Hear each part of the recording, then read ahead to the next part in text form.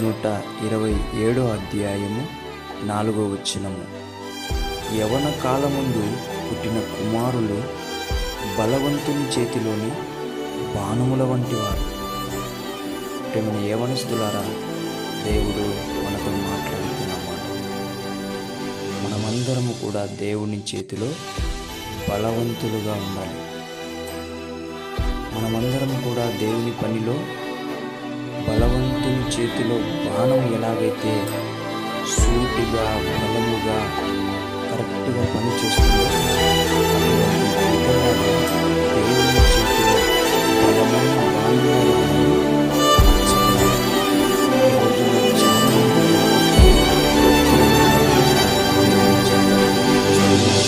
దేవుని చేత వాడబడుతూ ఉంటున్నారు. దేవుడి చేత చేయడానికి సిద్ధంగా ఉంటున్నారు. కానీ ఎటువంటి సమయాలలో అయినా సరే వాళ్ళు పని చేయాలని ఆలోచిస్తున్నారు. కానీ వారికి ఉండే బలహీనతలను బట్టి చాలామంది పడిపోతూ ఉంటున్నారు. దేవుని బిడ్డ, మనం అలా ఉండకూడదు. మనం ఎలా ఉండాలంట? బలవంతుని చేతిలో బాణంలాగా ఉండాలి. బలవంతుని చేతిలో బాణము ఎప్పటికీ తప్పదు. బలవంతుని చేతిలో బాణము ఎప్పటికీ కురింగిపోదు. బలవంతుని చేతిలో బాణము వెనకడుగు వేయదు. అతని మాట ఎలా అయితే వింటుందో మనము కూడా దేవుని మాట వింటూ బలముగా పనిచేయాలి. అనేక నశించిపోయే ఆత్మల కొరకు విజ్ఞాపన చేసే బిడ్డలుగా, అనేక నశించిపోయే ఆత్మల కొరకు పట్టుదల కలిగి కన్నీటి ప్రార్థన చేత అనేక ఆత్మల కొరకు యేసుక్రీస్తు చేతిలో పడి బలమైన బాణములుగా మనమందరము కూడా తయారయ్యి దేవుని రాజ్యాన్ని కట్టాలి. దేవుని బిడ్డలారా, మనమందరం యవ్వన కాలంలో పుట్టిన కుమారులం కుమార్తెలము కాబట్టి దేవుని చేతిలో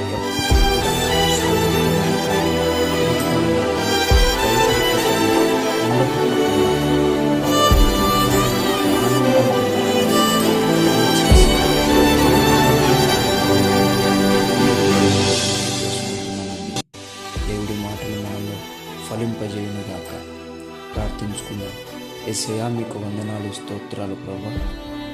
నీ ప్రేమను బట్టి, నీ కృపను బట్టి యవ్వన కాలం ముందు మమ్మల్ని నీ రక్తం ఇచ్చి కొన్ని ప్రభువా మమ్మల్ని పుట్టించుకున్నందుకే వందనాలయ్యా.